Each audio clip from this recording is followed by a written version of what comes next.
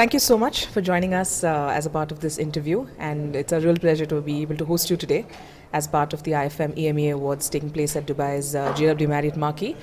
First off, I'd like to first, congratulate you on having won the award for the best medical insurance company. So, what are your thoughts on that?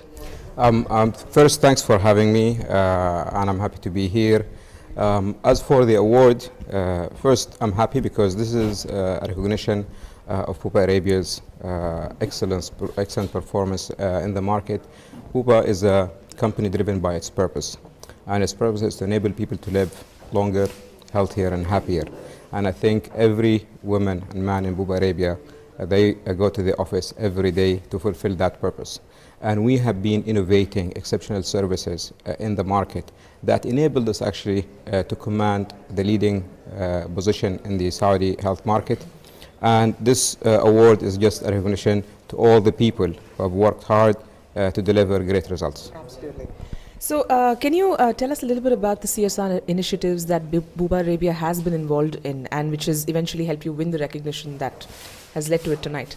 Bupa Arabia CSR is one of the best and the closest to our hearts, all of us at all levels within the company, because it actually leverages one of our core competencies, which is health insurance. We are the best health insurer in the market, and we have chosen a significant and important sizable segment of the market that are of high need for health insurance and health care.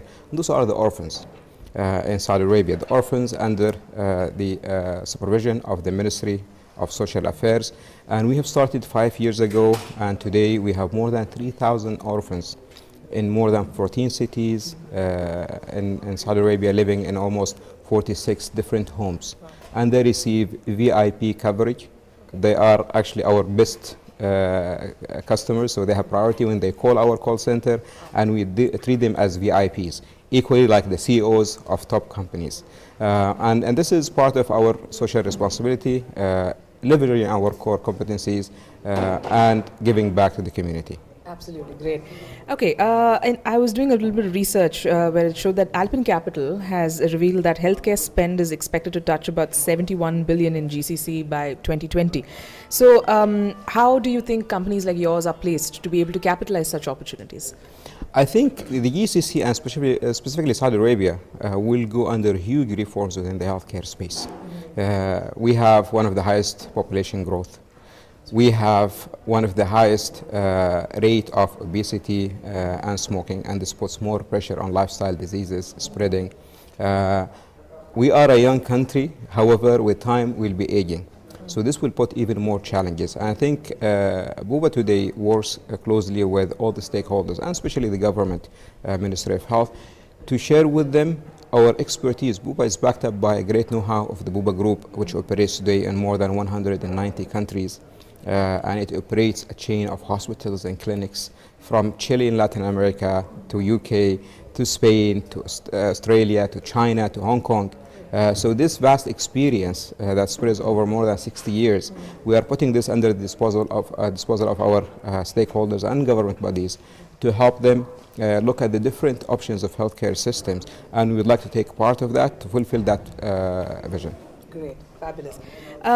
Like I said, you've already admitted that you're one of the leading companies when it comes to healthcare insurance in Saudi Arabia. So what is it that makes Bupa Arabia stand out and stand apart from your contemporaries? Very simple.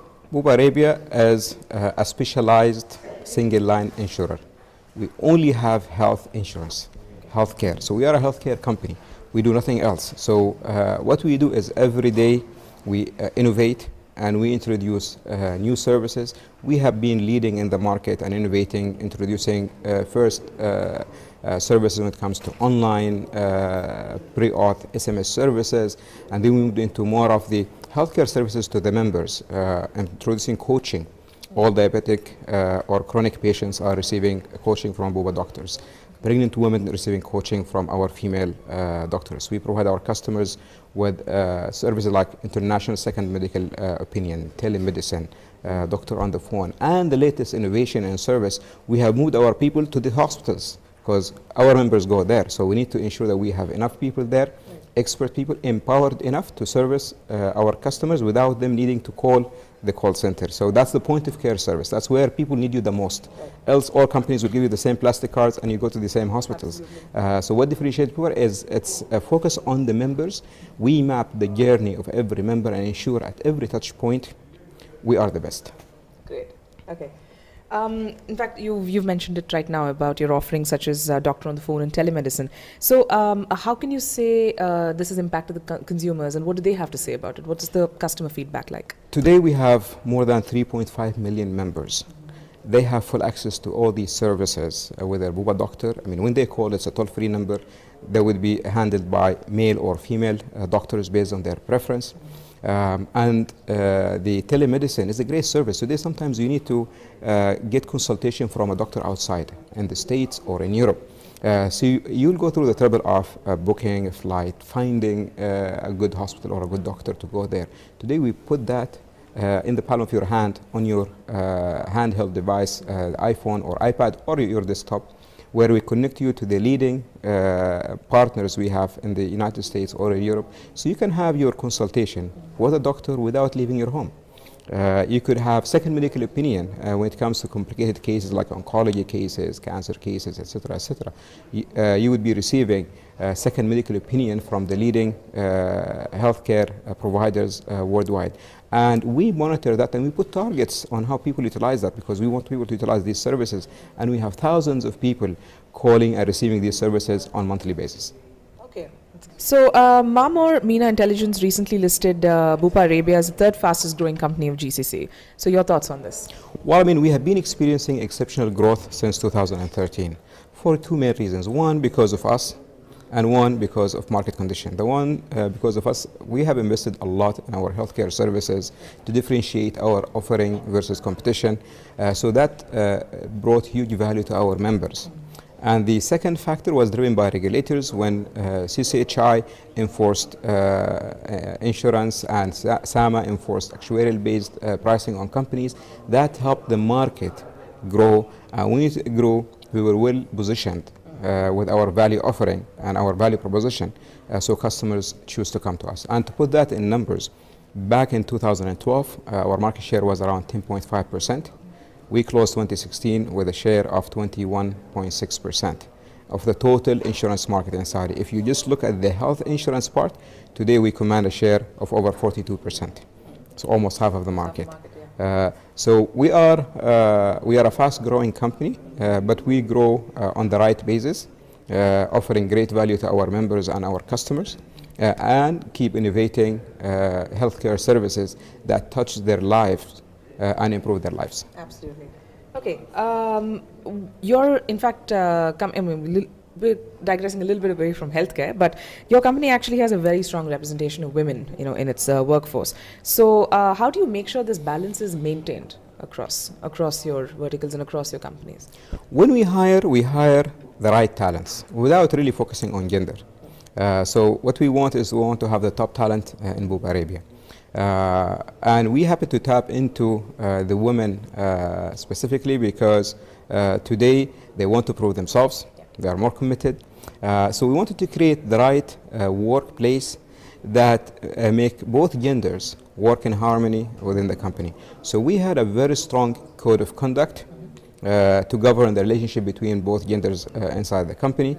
And we created special services that focuses on women specifically. So for example, we have a state-of-the-art daycare nurseries in our offices. So a working mother with a baby wouldn't have to worry because her baby will be well taken care of at the nursery, so she get to focus on her work. We have fitness gyms fully equipped with shower rooms and towel services, and we encourage them to work out and be always healthier.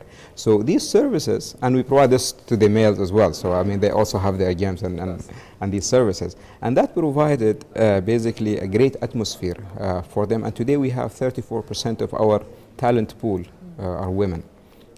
So more than a third of the people in Bupa Arabia are women, and we are very proud of them.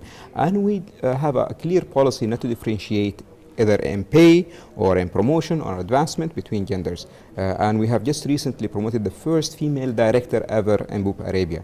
And we hope in the near future we'll have the first chief level as a lady. And I'm very proud of all of them for their contribution to the company. Great. That's amazing. That's really good to hear. In fact, what would you say are the most, biggest challenges that is faced by Saudi Arabia's healthcare sector? The biggest threats, mainly? I think one of the biggest issues we have when it comes to healthcare in Saudi Arabia is the capacity limitation, because we don't have enough hospitals today to cater to the needs of the growing population and the growing level of different diseases. And that is partially driven by regulation. Today, foreign companies or foreign hospitals are not allowed to operate chains of clinics in Saudi Arabia. So I think there are some regulations that need to be amended to welcome foreign investment into the healthcare at different levels of care, whether primary care or secondary or tertiary care. And that will make the country competitive and bring in the expertise and localize the expertise and services inside Saudi Arabia. So that's one of the challenges, which I think part of the 2030 vision of Saudi Arabia. This is something now the government is looking at, and how they change the regulations to welcome investment within the healthcare space. The second challenge is the growing level of lifestyle diseases, and I think much focus should be put on prevention, especially when it comes to obesity and smoking, rather than just focusing on the treatment. We are a young population. With time, those people will grow older and the challenges will be much, much bigger. So we need to prevent them at early stage, and instead of paying 3 and 4 or 5 times the cost when they grow older. Absolutely. And we are fully engaged with them, and how can we provide them with the services that we have across the globe, how the healthcare system could work in an integrated model to deliver the best outcomes to the citizens of Saudi Arabia. Okay. Yeah, you mentioned vision. I think Vision 2030 is a major driver of, ideas and a lot of growth-oriented plans in the Kingdom of Saudi Arabia. So how does healthcare fit into this, and how do you think that Vision 2030 is going to actually boost the healthcare sector? I think Vision 2030 will reform the entire country and not just the healthcare sector. It's a very ambitious vision. We are committed to contributing and participating in fulfilling that vision for the country because of our expertise in that field. Within healthcare specifically, this is one of the most important components within the 2030. Why? Because it touches everyone. Every home will end up going to a hospital or a clinic. So that touches every single home. I mean, it's healthcare and education. Those are the most important parts of the equation. I think within the healthcare, much work needed to be done on the regulation part to encourage and boost the investment and the focus on privatization. So this will bring lots of efficiencies to the current system, and having the MOH play the role of the regulator more than the dual role of a regulator and provider at the same time, as it is the case today.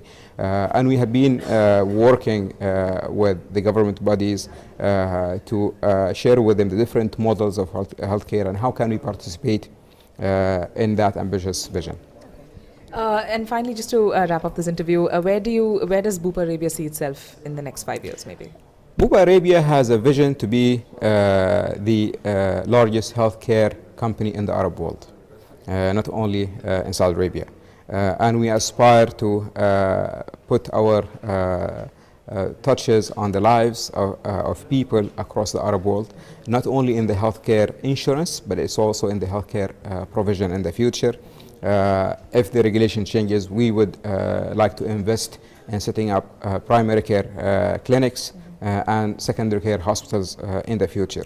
Why? Because we have that experience within the group of Bupa, where today it manages more than 17 hospitals and more than 560 clinics across the world. And we would like to bring that investment and expertise to Saudi Arabia first and to the Arab world second. Great. Sounds good. Thank you.